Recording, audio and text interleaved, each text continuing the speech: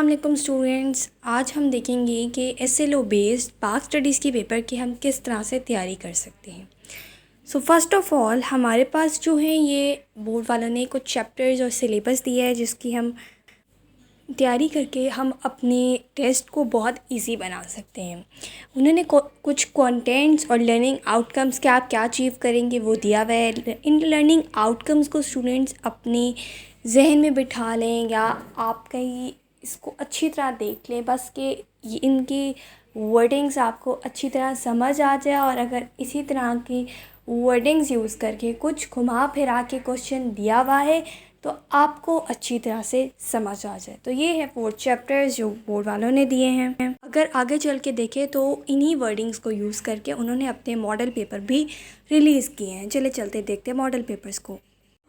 तो ये है स्टूडेंट हमारे पास पाकिस्तान स्टडीज़ का जो उन्होंने मॉडल पेपर बोर्ड ने आपको उन्होंने अपनी वेबसाइट पे दिया है कि आप लोग देख लेंगे किस तरह से एसएलओ बेस्ड पेपर आएगा। तो उसमें से आप एमसीक्यूज़ की बिल्कुल वो ना करें क्योंकि MCQs are always from the book, ठीक है। सो आप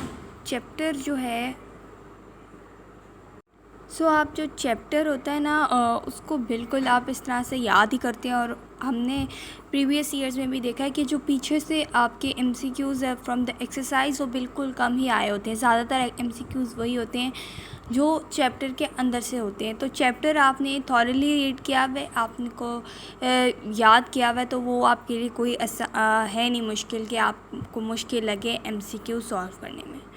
सेकेंडली अगर हम सब्जेक्टिव के ऊपर चलते हैं तो सब्जेक्टिव भी हमारा मोरलेस उसमें से आया होता है, क्या कहते हैं, चैप्टर के अंदर में से। चैप्टर की जो एक्सरसाइज होती है उसमें से हार्डली 1-2 क्वेश्चन आंसर्स आए होते हैं, बाकी तो सारा उसी के अंदर से आया होता है, ठीक है। और वही उन्होंने आपको इस दफ़ा यही करेंगे कि उसको घुमा फिरा के आप लोगों को देंगे ताकि आप लोगों को ज़रा थोड़ा सा समझने में मुश्किल हो, बाकी वो कॉन्सेप्ट वो चीज़ वही होगी।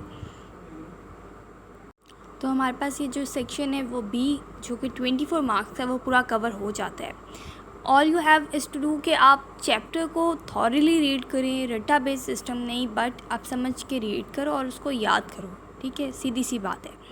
और जो एसएलओ बेस्ड सिस्टम है, अगर आपको टाइम मिलता है, अव्वल तो ये कि पाकिस्तान स्टडीज़ का कॉन्सेप्ट सारी ही बुक्स के सेम होते हैं, ठीक है।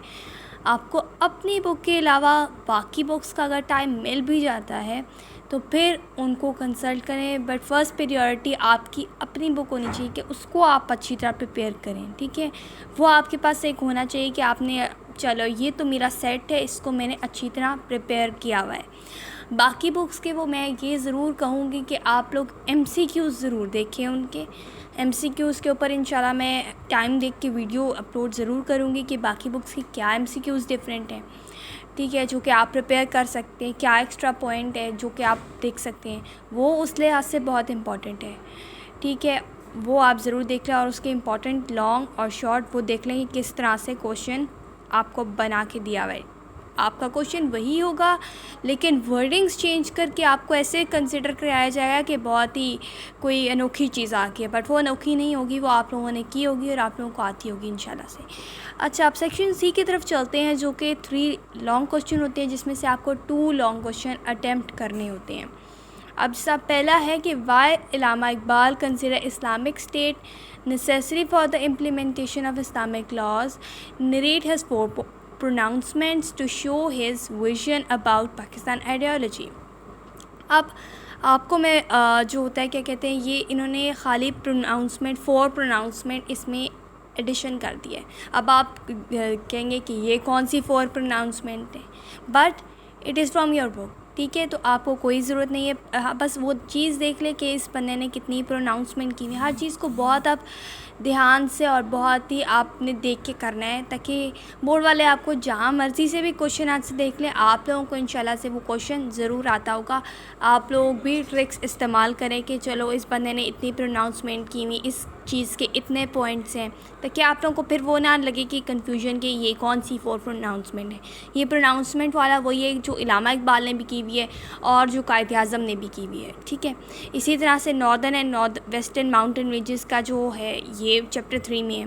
और चैप्टर 4 में ये जो जनरल मोहम्मद याह्या खान वाला है ये उसमें से। आप लोगों के लिए ये है कि ये जो मैंने आपको बताया था कि ये जो आउटकम्स हैं उन्होंने अपने दिए हुए कि क्या क्या जो चैप्टर के फर्स्ट पेज पे होते हैं, या ये जो बोर्ड वालों ने जो डॉक्यूमेंट अपना दिया है कि SLO बेस्ड पेपर किस तरह से होगा, तो चैप्टर वाइज उन्होंने जो है क्या कहते हैं आउटकम्स और उसके कंटेंट्स उसको आमने सामने रख के एक टेबल दे दी है, ठीक है। उसको ज़रूर पढ़ लें क्योंकि उसमें से पेपर लाजमी आप देख सकते हैं कि उसमें से वर्डिंग्स वो यूज़ कर सकते हैं। आप लोगों को फिर वो इस तरह से एक आइडिया हो जाता है कि हाँ इस वर्डिंग से भी क्वेश्चन आ सकता है, ठीक है चलो। तो आपके वो माइंड से एक दफ़ा चीज़ गुजर जाती है तो फिर वो सही आपके लिए सेटिस्फाइड हो जाती है।